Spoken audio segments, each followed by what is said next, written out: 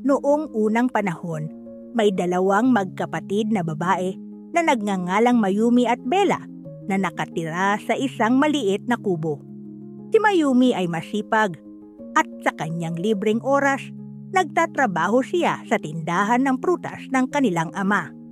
Samantalang si Bella naman ay mahilig maglakbay at magsaya.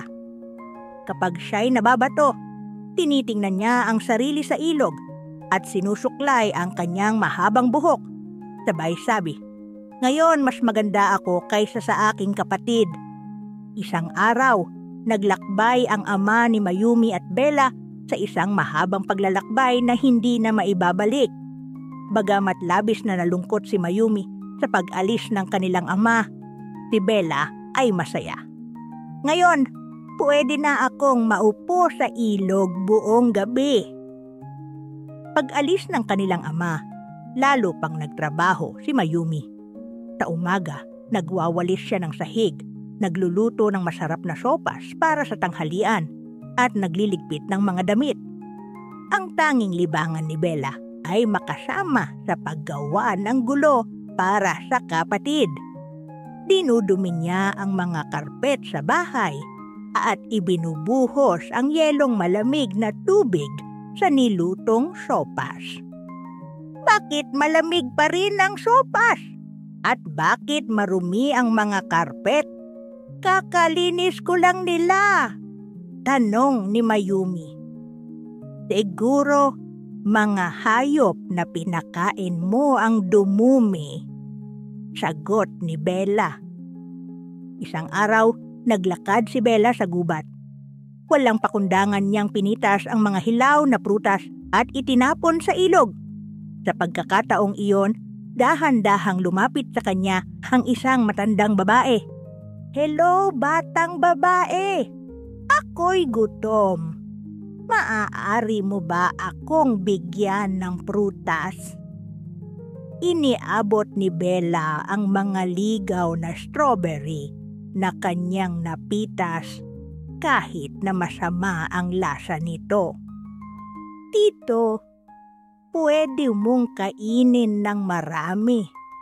Ito ang pinakamasarap na strawberry sa buong mundo."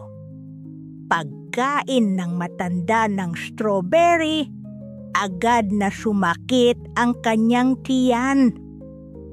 "Masarap ba ang mga strawberry?" Salamat pa rin." Habang pauwi si Bella, nakatulog ang matanda sa tabi ng gubat. Samantala, si Mayumi, na nag-iipon ng gulay para sa hapunan, nakita ang may sakit na matanda at agad niya itong dinala sa kanilang bahay at inilapag sa kama. "Ano ang ginagawa ng babaeng ito sa bahay natin? Mabaho siya," sabi ni Bella. "Huwag mo namang sabihin ganyan, Bella. May sakit ang babae. Dapat natin siyang pakainin ng masustansyang pagkain para gumaling," paliwanag ni Mayumi. Nagluto si Mayumi ng mainit na sopas at gumawa ng herbal tea para sa matanda.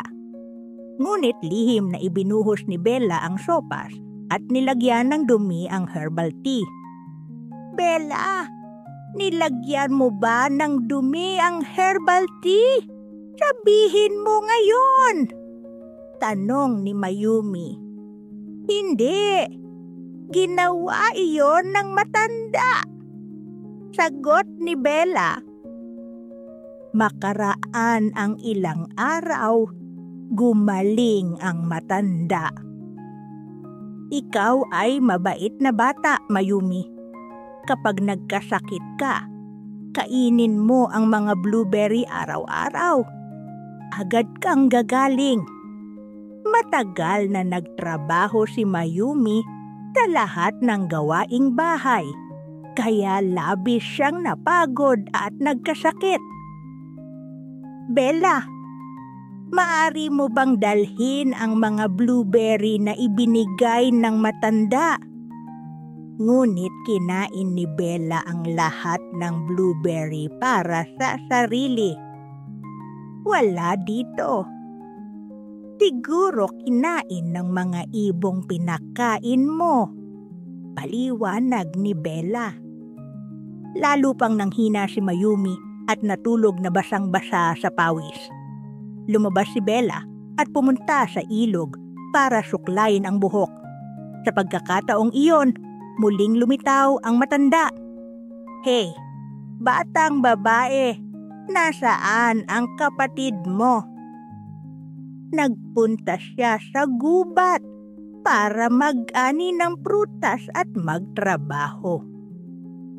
Napansin ng matanda na nagsinungaling si Bella at agad siyang pumunta sa bahay upang tingnan si Mayumi.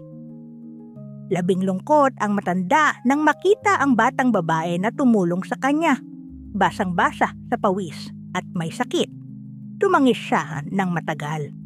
Si Bella, na nakamasid mula sa bintana, ay tawang-tawa. Bigla, ang matanda ay naging magandang diwata. Napamangha si Bella. "Ikaw ay isang diwata. Binuksan ko ang aking bahay para sa iyo. Utang mo sa akin. Hayaan mong magkaroon ako ng pinakamagandang buhok sa buong mundo. Gamitin ang mahika at tuparin ang hiling ko. Sa totoo lang, nang una kitang makita, ginawa kitang matanda upang makita kung mabuti kang tao. Binigyan kita ng pagkakataon na gumawa ng mabuti, ngunit palagi kang gumagawa ng masama. Sa pagkakataong iyon, tinaas ng diwata ang kanyang wand. Ang buhok ni Bella ay naging baging. Ay! Ang buhok ko! Ano nangyari? Ang pangit! Sigaw ni Bella. Takot na tumakbo siya sa ilog at tiningnan ang buhok niya. Habang umiikot ang mga langaw, ang baging na buhok niya ay dumikit sa lupa. Ang pangit ko. Ayokong tumingin sa sarili. Sa pagkakataong iyon, pinakain ng diwata si Mayumi ng blueberry. Gumaling siya at muling namulat ang mga mata. "Salamat, diwata! Mas maganda na ang pakiramdam ko ngayon." Tinaas ng diwata ang wand niya at ang maliit na kubo ay naging makinang na palasyo. Labis na nagulat at namangha si Mayumi. "Ang kabutihan ay laging may gantimpala, batang babae. Ito ang iyong gantimpala." "Salamat, diwata. Pero paano ang kapatid ko? Ano ang nangyari sa kanya?" "Ang kapatid mo ay mananatiling tumitingin sa kanyang pangit na anyo sa ilog magpakailanman." Mahal ko ang kapatid ko. Wala akong saysay sa malawak na palasyong ito kung wala siya. Ibalik mo kami sa masayang buhay sa aming kubo, diwata. Iyan lamang ang aking hiling. Lubos na natuwa ang diwata sa sinabi ni Mayumi. Unang binago niya ang kahangahangang palasyo pabalik sa maliit na kubo. Pagkatapos ay nilapitan si Bella at gamit ang kanyang wand, ibinalik ang buhok ni Bella sa dati nitong kagandahan. Niyakap ni Bella si Mayumi sa tuwa. "Ipinagligtas mo ako. Patawad. Magiging mabuting tao na ako ngayon. Pangako ko."